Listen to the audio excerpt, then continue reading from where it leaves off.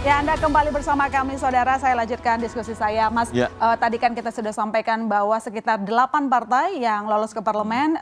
Kalau kita gabung dengan errornya mungkin 9 begitu. Dan dari jumlah potensi yang lolos itu baru sekitar 60-an% ya, suara yang masuk. Jadi kita masih akan terus berjalan pergerakannya sampai 100% nanti begitu. Tetapi yang menarik yang ingin saya tanyakan di sini adalah soal perolehan suara per wilayah, Mas. Mungkin akan lebih asik kayaknya kalau kita ngomongin Pulau Jawa yang selalu jadi rebutan dari di Pileg. Silakan kira-kira bagaimana? Karena tadi kalau kita lihat PDIP misalnya memperoleh suara tertinggi. Tapi kalau lihat di sini juga PDIP masih di Jawa Tengah ya. Jadi kalau kita lihat sampel kita sebenarnya tidak cukup representatif untuk mengatakan atau membahas provinsi di luar Jawa. Tapi kalau khusus Jawa bisa kita lihat misalnya di 5 provinsi ya, karena DIY bisa kita gabung ke Jawa Tengah. Jadi Jawa Tengah ini memang masih mendominasi adalah Partai Demokrasi Indonesia Perjuangan, PDIP. Jadi PDIP ini masih mendominasi dari hasil hitung cepat kita, dan kalau kita mereview hasil pemilu 2019 bahkan di kebelakang 2014 memang PDIP menjadi wilayah basisnya PDIP. Masih konsisten. Hal yang sama juga kita temukan di Jawa Timur gitu ya. Meskipun Jawa Timur ini memang agak beda-beda saling bersalipan antara PDIP dan PKB gitu ya. 2019 itu PDIP meskipun selisihnya tipis. Nah, untuk 2024 ini dengan sampling sampel data sampel yang masuk baru 60%-an, kita lihat PKB menjadi mendominasi dari partai yang lain untuk Jawa Timur. Hal yang sama sebenarnya yang relatif konsisten juga di Jawa Barat ya. Jawa Barat kalau kita lihat ini sampai 60% data masuk Gerindra yang mendominasi. Dan ini sama ketika 2019 kemarin memang Gerindra cukup mendominasi di wilayah Jawa Barat. Nah, kita tahu tadi sudah diulas panjang lebar ya hasil hitung cepat Kompas, Pak Prabowo Gibran, pasangan Prabowo Gibran juga relatif unggul di wilayah Jawa Barat.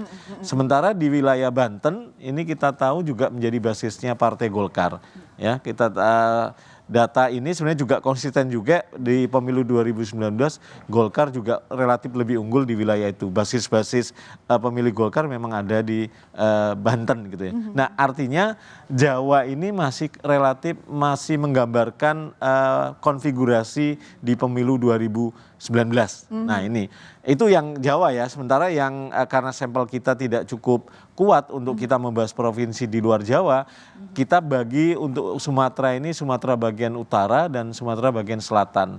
Sumatera bagian utara memang Golkar relatif lebih menonjol ya, sementara yang Sumatera bagian selatan ini Gerindra.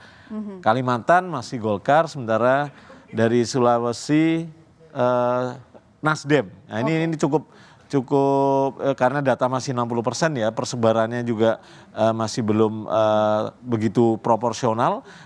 Nasdem cukup terlihat mendominasi untuk sementara, dan wilayah Bali, Nusa Tenggara PDIP, dan wilayah Papua memang PDIP.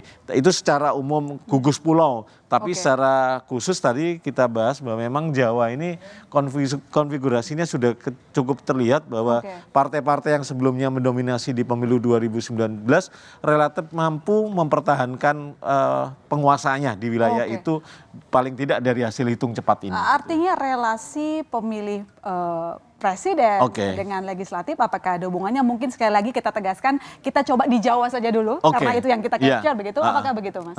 Jadi memang ada korelasi antara pilihan, tidak semua partai ya mengalami straight voting gitu ya, memilih partai dan memilih capres yang didukung partainya sama gitu ya. Tapi ada juga potensi split voting ya, seperti di PDIP kita tahu Pak Ganjar dan Pak Mahfud, pasangan Ganjar Mahfud di hasil hitung cepat kita di wilayah Jawa Tengah relatif masih di bawah Pak Prabowo Gibran. Padahal partai pengusungnya PDIP ini relatif masih mendominasi. Nah, itu. Jadi ada wilayah-wilayah yang secara ketika relasi antara pemilihan presiden dan pemilihan partainya tidak punya korelasi yang kuat atau split voting ya. Orang pemilih tidak memilih sama antara partai dan capres yang diusung partai pilihannya itu. Jadi terjadi split gitu ya.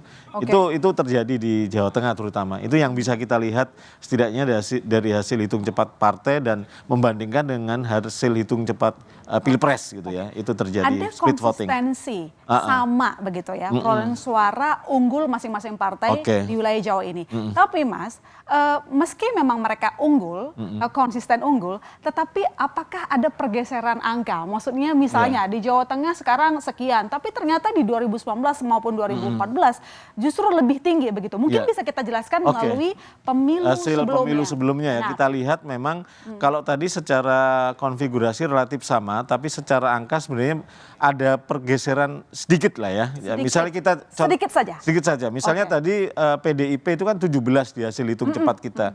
Di pemilu sebelumnya dia berada di angka 19,3 ya, 19,33%. secara umum ya, secara nasional dulu ini. Kemudian kita contoh yang lain adalah PKB. Ini Gerindra 12%, kita tadi hampir 14%-an. Jadi relatif 1-2% pergeserannya, berkurang maupun bertambah ya. Misalnya PDIP cenderung berkurang ya. Kalau kita lihat misalnya antara PKB juga relatif sama, 9-10% ya. Kita hasil PKB 2019 adalah 9,7%, sementara hasil hitung cepat kita hampir mendekati 10%. Artinya memang relatif tidak jauh berbeda gitu ya pergeserannya. Tapi yang cukup mencolok memang yang cukup mencolok PDIP dari 19 menjadi 17 di hitung cepat kita gitu ya. Artinya memang memang ini semakin memperkuat, secara konfigurasi juga relatif tidak jauh berbeda.